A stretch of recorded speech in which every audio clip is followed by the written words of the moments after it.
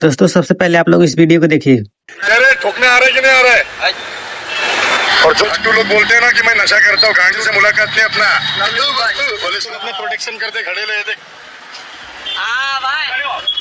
थोड़ा सिंगल पार करके कमर भाई के ऑफिस की तरफ जाते हैं ना। ये मेरे को ठोकने आ रही है पब्लिक। अरे आज ना, अरे बस ये देखा ना, अपने बिल्ले लोग हैं सब, बिल्ले रखो रखो।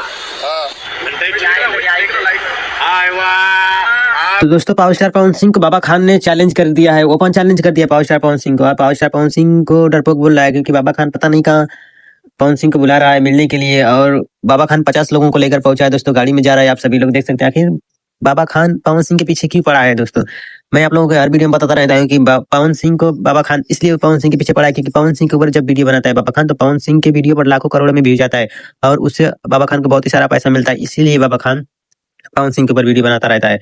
दोस्तों आप लोग देख ही रहे हैं, हर रोज बाबा खान एक न्यू वीडियो अलग अलग माध्यम से पावर स्टार पवन सिंह के ऊपर बना रहा है। कल वीडियो बनाया था एक महिला को लेकर, पावर स्टार पवन सिंह को बदनाम कर रहा था, और आज बनाया ओपन चैलेंज कर रहा है, 50 लोगों को लेकर पहुंच रहा है बाबा खान।